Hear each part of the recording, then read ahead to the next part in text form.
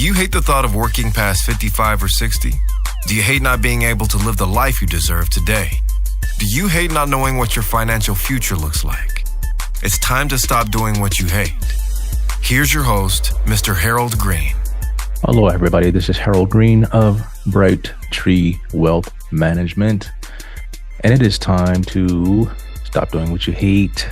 Hope you're having a fantastic week. Doing pretty good.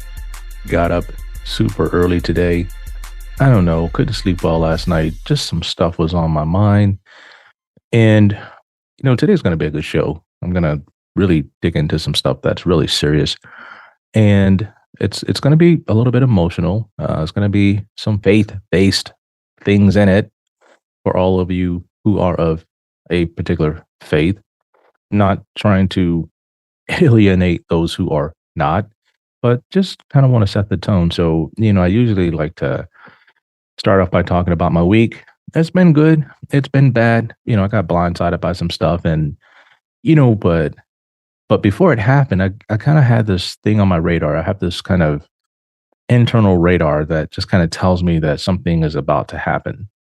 And normally when I get that like spider sense tingling, I usually just kind of pray and just kind of, take a step back a little bit. But this time I did that, but not to the level that I normally do because of one thing. I think I was a little bit too distracted.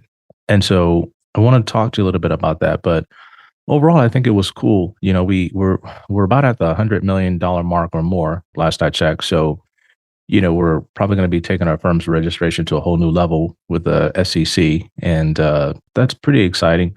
But at the same time, I know it's a lot more work. But to all of those who are part of the Bright Tree Wealth Management Ohana family, I'm grateful for you folks. I greatly appreciate you. And every single day we come in here to strive to do the best that we can. We're not totally perfect or anything like that. But our goal is to try to kill it for you all the time as best as we can. So I'm really, really excited about that. But again, I'm going to stay on this 3%. I'm going to keep beating the 3% drum because here's what I found in today's society. So many people are now standing up for what they believe. They're standing up for what the kind of world that they think we should live in. They're voicing their opinions. They're protesting. They're saying all kinds of things. You got people on the internet saying things. You got people on the news channels saying things. Everyone is standing up for their opinions. And my opinion is, personally, I believe that people don't have to live broke. I believe that people can live way above where they are right now. And it's sad. So I'm going to stand up for the 3% because I want you to be a part of the crew. Right? Having everything you need, more than enough, not only enough for yourself, but your family, your kids, your community, giving back, things like that, making a difference in the world because sick people can't help other sick people get well. It just doesn't work that way. So I'm going to be sharing with you something, but I experienced something that kind of broke my heart. And I was kind of like, I've been thinking about this since last week. And I wasn't really sure that I was going to share it, but I'm not going to get into the details of it because it really hurt. And it was kind of like a double-edged sword. It hit me in two ways. And that's why I said it hurt because I got cut twice, one edge of the blade and the other edge of the blade. So, and it went something like this. So I was having a conversation with somebody and they said some things to me out of their frustration, the frustration of financial tribalism. That's probably a word that you've never heard before. It's a word that I made up because it's the only way I can describe it, right? We live in a world today where they say words matter. So I'm going to give this situation a term, a phrase, and I'm going to call it financial tribalism. And when sharing this information with another person, they also said some things to me out of their frustration. And it gave me something to share with you all, but me sharing will kind of be out of frustration with the two frustrated people, but also out of one clear understanding. Some people have conditioned themselves to constantly be out of position to achieve everything God has designed them for. And so many times I find myself there too. It's like the valley of the shadow of death or the the the valley of pity party or woe is me or whatever. However, I can't dwell there long, and I don't dwell there long because it drains my power. And the title of today's show is "The Power to Get Wealth," and I'm going to share with you some powerful secrets about the power blockers and the drainers that I've seen in my life and that I've seen in other people's lives. So if you're ready, one, two, three, let's get it. The power to get wealth. And again, I live a faith based life. I'm going to put it to you like this: every life needs some kind of structure. I don't care what it is.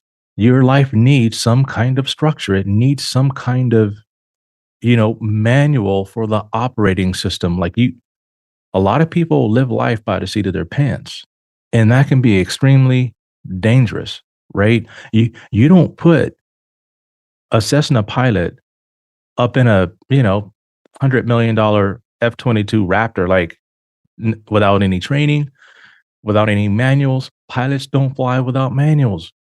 And it's the same thing in life. We need some kind of structure, whether you create your own, I don't care what it is, but mine is out of a faith based structure. So I'm going to break this down for you as simply as I can. And I normally don't like talking about Old Testament things because, again, the Old Testament was before Jesus died. Jesus died, gave us a new covenant or a new trust.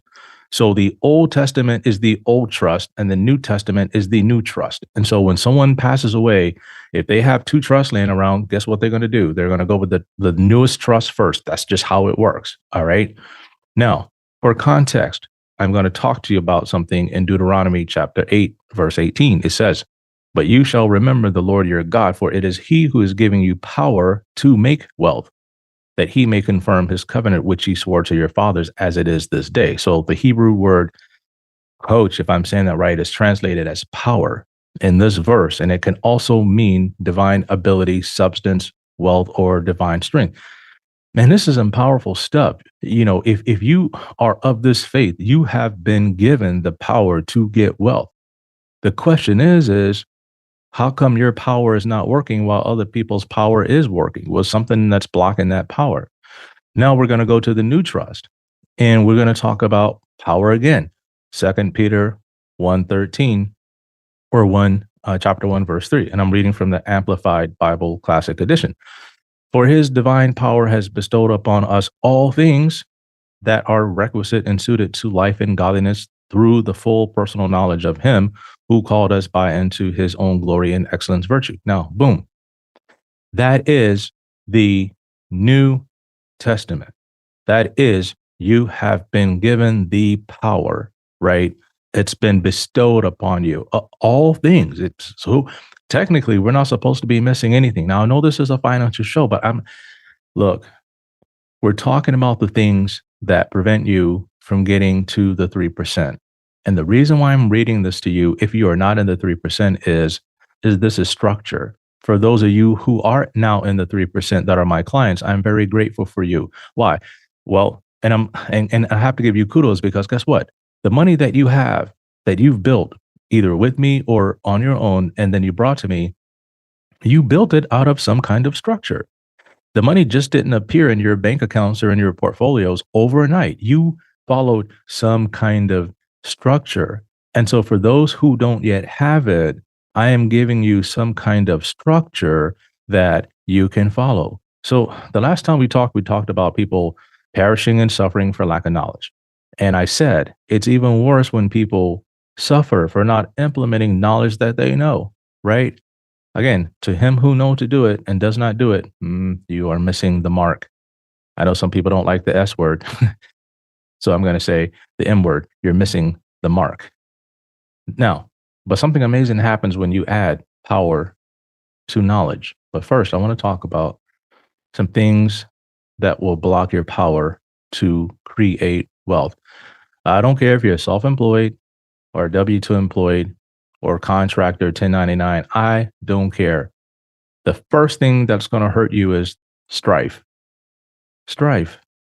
What is it and where does it come from? So, and there's many different definitions you can go look up in dictionaries and things like that. But it's anger or bitter disagreement over fundamental issues, conflict, strife within the community. Man, we got a lot of that going on right now.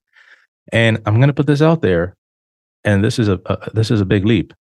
And I'm going to say its root can be found in foolishness, and that means lack of good sense or judgment. It even uses the word stupidity. And that's not me saying that, that's the dictionary. And one of the phrases it said was she was realizing the foolishness of her actions. I mean, that could be substituted for anybody, right? They were realizing the foolishness of their actions. Okay. So it's difficult. But Proverbs 20, chapter 20, verse 3 says, King James says, it is an honor for a man to cease from strife, but every fool will be meddling. New Living Translation says, avoiding a fight is a mark of honor. Only fools insist on quarreling. Passion Translation, a person of honor will put an argument to rest. Only stupid people want to pick a fight. Again, this is structure. And whether it's faith-based structure or you're going to see a counselor, they will all tell you the same thing. Okay. This is not anything new. But again, I don't see a counselor. So I'm going back to where I get my counseling, and this is it. And a couple more for you. Proverbs 12:15, the way of a fool is right in his own eyes, but he who listens to counsel is wise. It's important. Structure. Why? Because it brings you structure. One more, Proverbs 9:6, amplified again. Leave off simple ones, forsake the foolish and simple-minded, and live, and walk in the way of insight and understanding. Now, if you're in the 3%, guess what? You didn't get there by paying attention and fighting with idiots and stupid people and fools, right? You didn't hang around them. You built your life and you insulated your life so that you could be productive, right? So the best way to avoid the power blocker of strife is to avoid fools at all costs. The reason being is that fools reject knowledge because to them, they're right and everyone else is wrong. That's just, you ever been at work and you're trying to, I've had clients at work and they know I can help people, and they talk to their coworkers and they say, you know what, you really got to call my guy, Harold. You really got to call him up because based on what you're saying, I think he can help you because this is what I was going through. And he sure as heck helped me. We got this straightened out. And it's okay. I'm good. I'm good. I'm good. Yo, I got this. Yo, I'm good. All right. You can't argue with that. You got to leave it alone.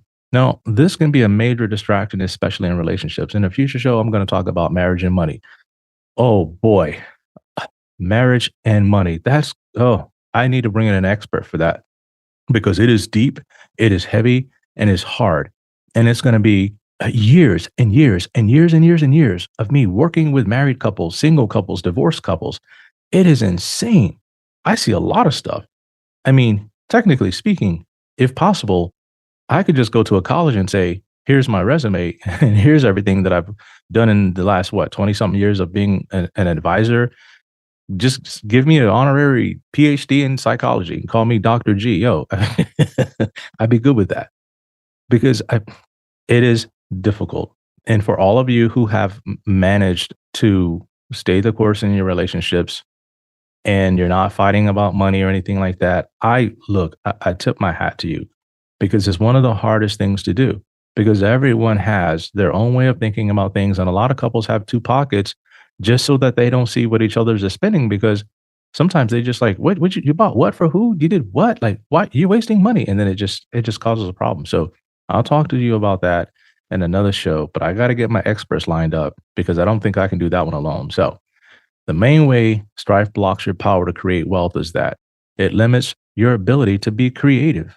And creativity is that's your main power source right there is creativity. That's how you generate so much stuff. Strife can have an emotional drain, which then affects you physically, and you no longer feel like you can rise up and get the job done. It'll leave you feeling depressed. And in a depressed state, you don't create. In a depressed state, you don't create. You ever talk to somebody who's depressed? No creativity equals no originality. I'm going to say that again. No creativity equals no originality. Most wealth that's created comes from some sort of unique insight or design of something. Okay. The airplane, the tires, computers, stuff in the medical world that we have, AI, it's insane. It's unique and it's original. That's how you generate the most wealth. I'm not saying that you can't take something that's already been created and then take it to a whole new level. But in order to do that, you're going to need even more creativity. Some people think that the only way they can get paid more is if they own a business, but a lot of cases that can be true in some cases, but the law of progression must be followed. Again, we're talking about a structure. Things like progressing through your corporation by like taking on bigger roles and responsibilities. That's what it boils down like if you are not self-employed. That is my story. I started off in the insurance world, okay? And I worked for a company, Pacific Guardian Life. But before that, I was in sales with a company called Aegon. I became the number 2 runner up for rookie of the year in the whole world for insurance sales. I followed a structure and I became good at it. And that led me into working for the home office of a life insurance company. And what I had to do was I got there, I was there for like 2 weeks and got a pay raise. It was unreal. And within 3 months, I got promoted to a job making double what I was previously making. It was insane. I took these leaps and I had to take on even bigger roles. And so one of the things that God specifically said to me was, you got to educate yourself more, right? You got to educate yourself about annuities and things like that. And I said, God, this company doesn't even sell annuities. We don't even offer annuities. But he said, no, go learn everything you can about annuities because that's going to help you. And in my own time, I did. I studied. And I think within, I don't know, a couple of months, companies coming out, yes, we're going to be offering annuities. I hadn't heard it. No one leaked anything to me, but they started offering annuities. And that took my income level in that company to a whole new level because what they had me doing was going out and meeting with people who had bought life insurance policies from their agents. The agents were gone, passed away, no longer in the business. And my job was conservation. My job was to keep those people happy, make them happy if they're mad. Like I said, I got yelled at. I got called all kinds of names. You can imagine people being upset that their policy is not performing. And the agent had basically told them that you don't need to pay, you don't need to do this. And the interest rates are going to keep up and blah. And it all fell apart. Now my job is to go out and to save those policies. And I became really good at it. I got so good at it that I was outproducing some of the agencies in the company that were writing business for the company. And they said, oh, you have an unfair advantage. At least you have somebody to talk to. I said, look, these people are mad as hell. They are mad. And I have to go out and try to fix this stuff. That's not easy, right? So took on bigger roles. And the next thing you know, I'm running my own firm. It's just progression. And so the thing about self-employed people is this. We take on so much responsibilities and so many different roles at the same time. We don't just wear one hat. Some people have talent while others tend to hone their skills and knowledge. And this is where the power kicks in. And John Maxwell, I'm sure you guys have heard of him. He talks about the law of process, the third law in his book, The 12 Irrefutable Laws of Leadership. It states that, and I'm quoting him. It states that leadership is a skill that develops over time through a consistent practice rather than an innate trait. There it is, structure, right? Consistent practice, structure. The law emphasizes the importance of daily routines and tasks and the power of self-discipline and perseverance in the learning process. It means you have to have structure. Fun facts. Now, according to the CPS survey, which is the current population survey, there are about 16.5 million self-employed people in the United States, which is about 10.4% of the total working population. However, other sources suggest that the actual number may be higher. For example, in 2023, a Bloomberg study estimates the share of independent contractors in the labor force may be around 15%, which is roughly double the BLS typical 7% estimate. Again, here we are with numbers that don't even add up, right? So now I'm not saying that because I want everybody to quit their day job and go get self-employed. That's not what I'm saying. Effects on income growth, according to a 2017 study by MBO Partners, the self-employed workforce generates 1.2 trillion in revenue for the U.S. economy, which is equal to about 6% of GDP. Now, we're talking about power to create wealth. Now, that's a lot of wealth, all right? That's a lot of money. Now, if we broke that down, it comes to about $75,000 per self-employed person.